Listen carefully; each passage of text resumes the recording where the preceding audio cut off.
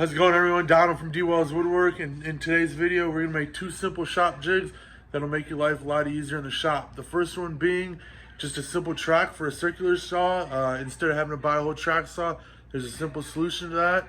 And then the second one will just be a simple, easy router sled to route grooves into boards for shelves or cabinets or whatnot. Stay tuned, and we will get to going on the saw track first. Alright guys, so for the saw track, I'm just going to use a small piece of 1/4 inch plywood I have here. And I don't have any 3/4 inch plywood long enough, so I'm just going to use a 1x4. And what I'm planning on doing is ripping the 1x4, to about 1.5 inches thick. That way I can put it straight in the middle of the plywood, and I can get a edge guide for both of the saws, the circular saws I have. That way I only need one jig for both saws. So let's get the table saw set up and ready to go, and we'll make these quick cuts and get to going on that. So I got a table saw set fence at 2 inches. We'll make a 2-inch wide piece and then attach it to the 1/4 inch plywood board, and we'll go from there. Nice and simple and easy. I'm not going to cut any of the plywood on this one. We'll trim that nice and flush once we go to set up the guide once it's put together.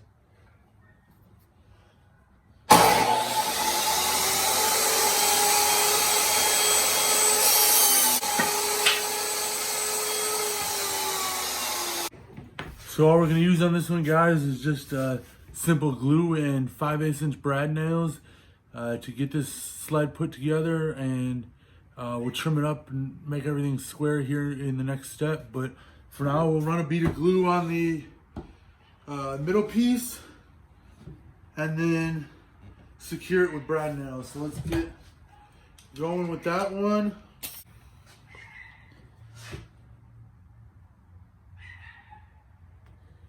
Nice good bead of glue.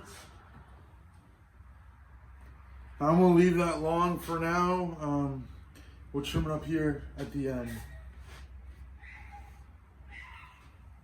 So what I'm gonna do here is I'm just gonna flip this over and get it pretty close to centered.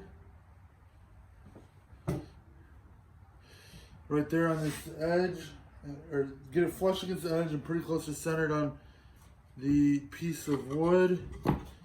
And flip it over. And I'm just gonna run 5/8 inch brad nails through the back side.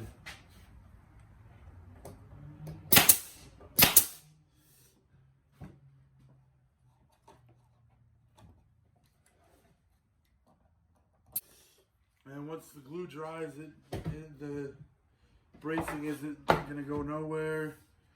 So now that we get it attached, I'll get some paper towel, clean up the glue spread out, and get on with the next one.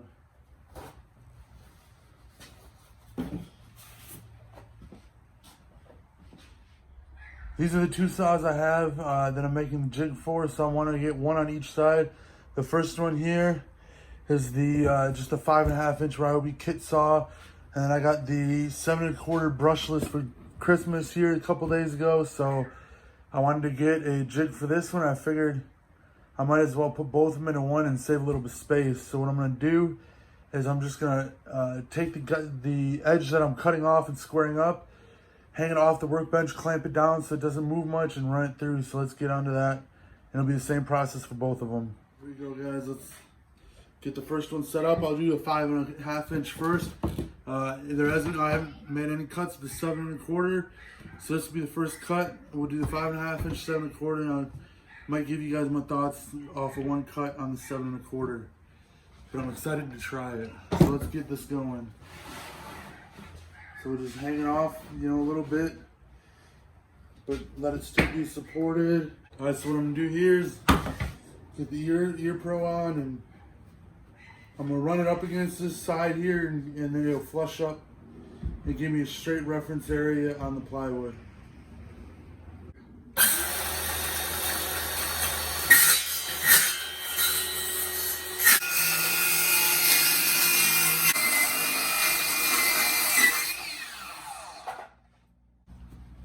So there we go, guys.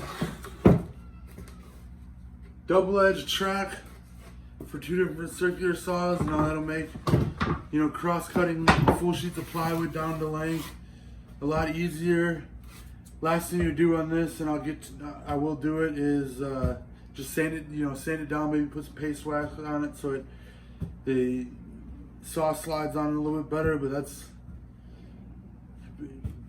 down and dirty, the simple way to just make a at-home track for your circular saws. I mean, you can make it any length you want. I did 48 inches, and I left this just as kind of an entrance guide. You really don't need it. I might chuck it off later, but my old one had a little bit of one. I kind of liked how that worked. So there it is, on to the second one. Next up, we're gonna do the router, short and simple router sled. So stay tuned.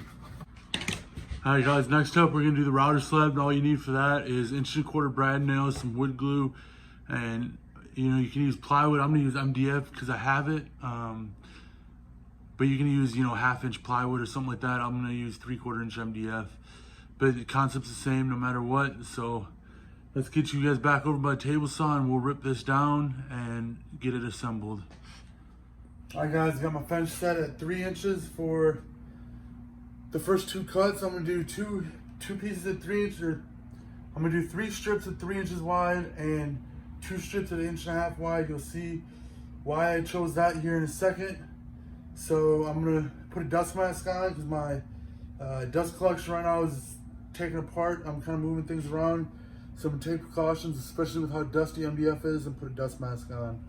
So let's get to going with this one.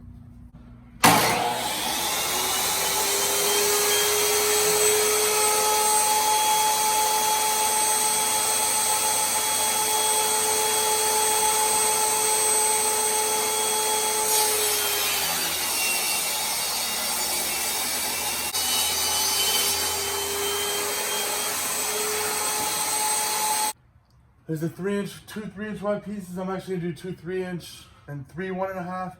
So let's get the fence adjusted and get those last 2 done.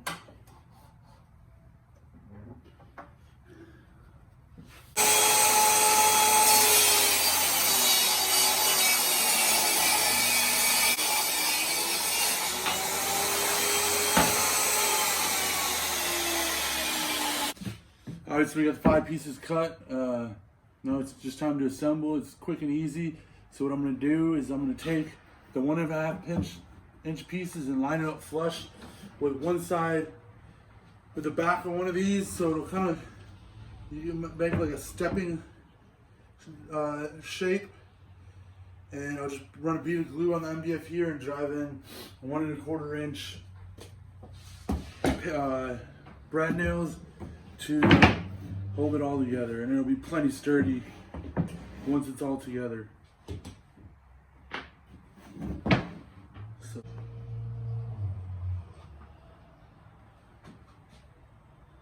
make sure you get a liberal mount on this, but not so much you get a bunch of glue squeeze out. Best glue spreader. And so just line it up flush here.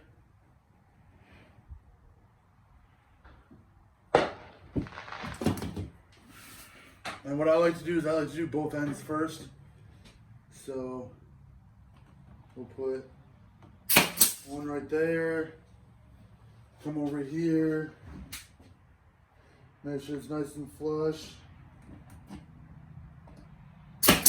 Get one right there, feel the middle. If it's, out of flush a little bit, tack the middle. At that point, you're good just to run them every, 4 inches or so.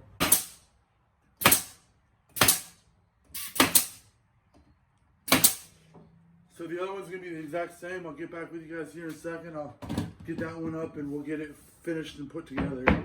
So we got that second side put together. You got 2 L-shaped, step-shaped looking things. So right now I got the big router that I have for the router table too. I use it freehand too sometimes out of the router table, so I want to make it for this. But what I'm going to do with that third 1.5 inch piece is I'm going to cut it just wide enough to go from here to here. That way you can connect the two pieces here, and it'll have a nice snug gap for the router to run along that is dead straight. That way you get a nice straight line to put dados or freehand dados or rabbits in a piece of work if you don't have the dado stack on the table saw. So I'm gonna measure these up, get this to the circular saw or the miter saw and cut it up, and we'll get back with you. All right guys, so we have our two pieces. I've already got this measured, but what I'm gonna do for this first one, actually what I'm gonna do for both of them to attach them, just kind of leave the router in their offset so I make sure I get a nice good tight snug fit for this one. But we're just gonna attach it with glue and brad just like we did all the other pieces.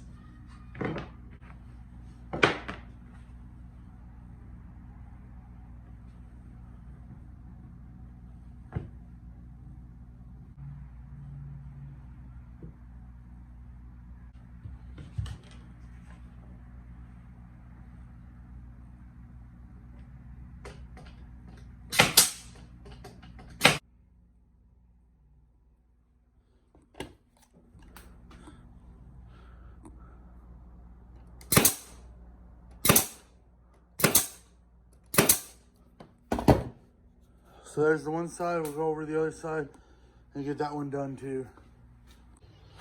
So guys, the tripod ain't holding, so we'll just hold it. But this is the last corner for the thing, so let's try to do it one-handed. Just a couple more brads here. But all right, so there's that. I'm gonna sit it and let it dry overnight, but you can see I kind of cut a little long here, no big deal. I'll just take the multi-tool and trim those up once all the glue dries. But there that is. It's just a quick and easy sled that your router will rest in nice and snug and ride along to do dados, rabbits, or whatnot. Well guys, there you have it. Just two quick and simple, easy little jig sled type things to make your shop a lot more functional on a budget or in a small shop where you don't have room to store a bunch of different tools, or just to make your life easier, like with the router sled doing dados and that, if you don't have enough room to run big panels through a table saw with a dado stack or something like that. But that'll do it for today's video.